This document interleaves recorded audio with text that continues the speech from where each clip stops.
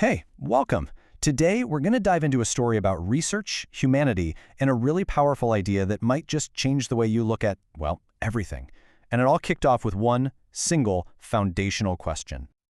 I mean, think about it. In a world that seems so full of differences, what's the one thing that truly, deeply binds us all together? This is the exact question that gets our whole story started. So, let me introduce you to Dr. Brené Brown. She's a researcher, a storyteller, and for years, she was on this academic quest to figure out the real nature of human connection. Yeah, she was studying this, connection. You know that feeling, right? That feeling of belonging, of being a part of something bigger than yourself. Turns out, it's what gives purpose and meaning to our lives. And to really get it, she figured the best way was to listen to people's stories. And this quote right here, it gets to the absolute heart of her whole approach. She wasn't just crunching numbers in a spreadsheet. No, she was collecting thousands of personal stories, interviews, journal entries, and she treated them like what they are, data with a soul.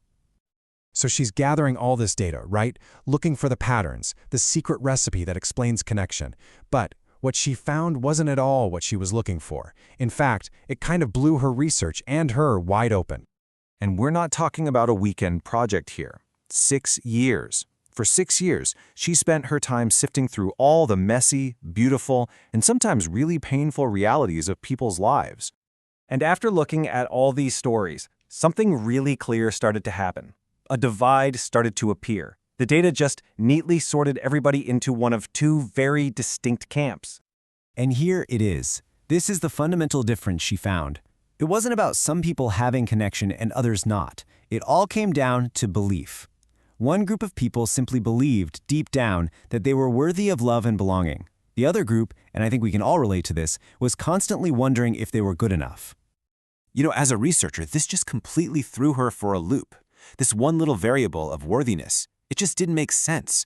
She was looking for nice, neat, predictable answers. And this was something else. It was way too messy. She hit a wall. All her years of academic training didn't prepare her for this. She felt totally overwhelmed by it all, so she just put the data away. She literally walked away from the project. But when she finally went to get some help, her therapist gave her a totally different way of looking at it.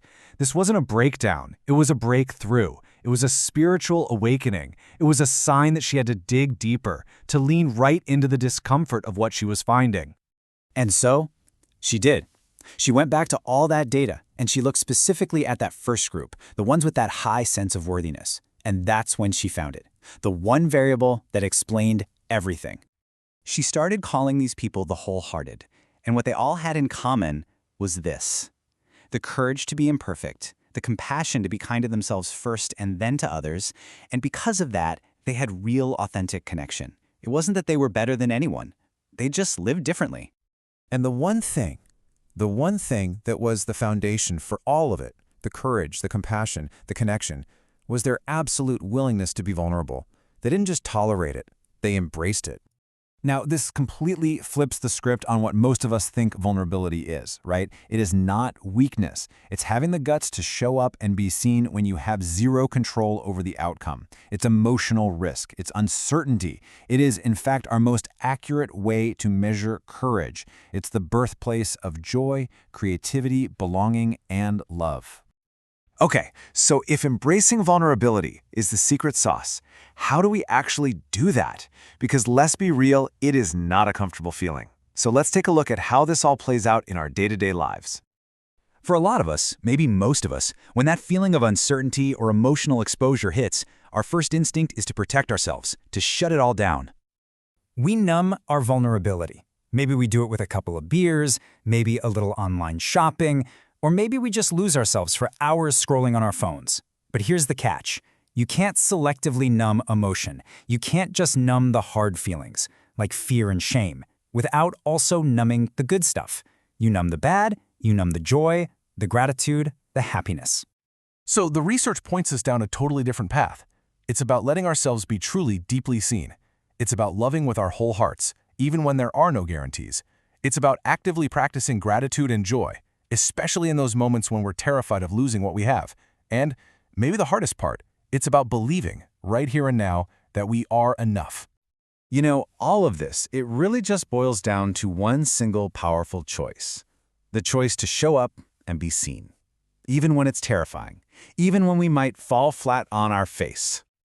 And this brings us to this incredible idea, captured perfectly in this famous quote. It's not the critic who counts.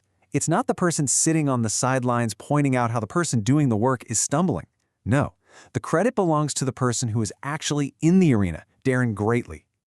And that's really the big takeaway here. Being vulnerable, it has nothing to do with winning or losing. It's not about the outcome at all.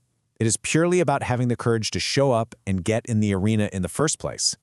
So I'll just leave you with that to think about. When it really matters, are you willing to step into the arena? Thanks so much for joining me for this explainer on the incredible power of vulnerability.